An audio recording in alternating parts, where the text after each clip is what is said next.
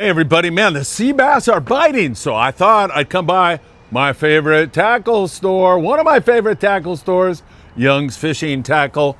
Maybe I can pick up something for this sea bass bite. Whoa, look who's here.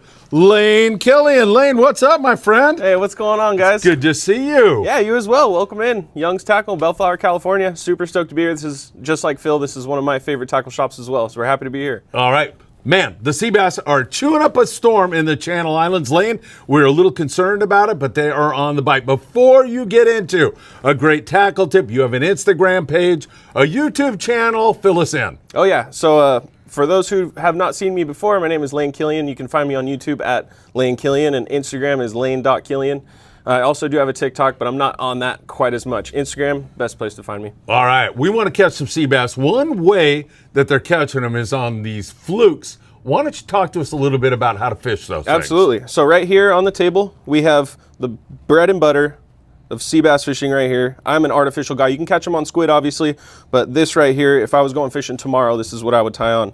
So starting off with the head, we have a dolphin tackle head. This is a 1.5 ounce in the red color with an 8/0 hook. Now this is, some might consider this heavy, but this is an excellent weight to start with to cover most of your depths. And then to pair with this, we have an 8-inch white fluke. This one is by Sudden Impact Swim Baits.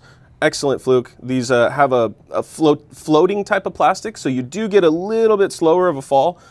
You know, when you pair it with a 1.5 ounce head, if you were to run a fluke with a different plastic, it might sink a little bit faster. But this right here is easy right here. This is super easy to fish, super fun to fish, and it's very bit, to say the least. So rigging this thing up, this is pretty long of a hook, but what I like to do is line it up, kind of get an idea of where it's going to poke through the bait, and I'll put my thumb right on that back part where it's going to line up. And then this is where the important part is taking your time, rigging it nice and straight.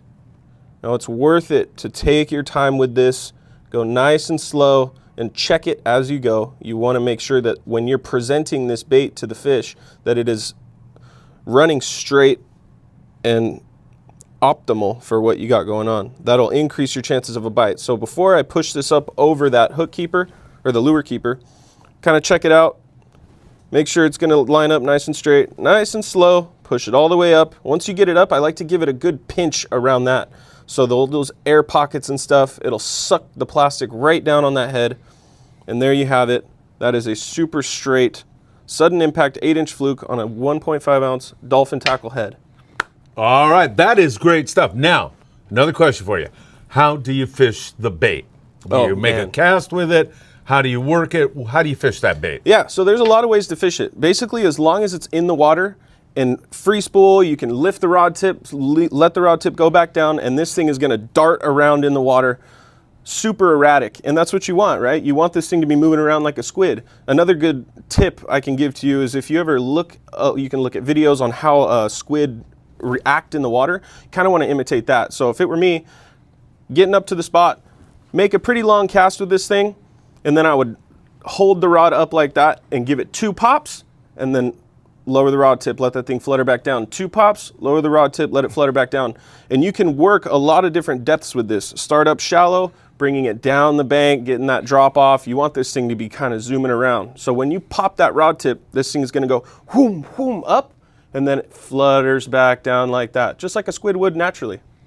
Lane, excellent tackle tips. I know it's going to result in people catching lots more fish. Thank you so much. Awesome. Thank you.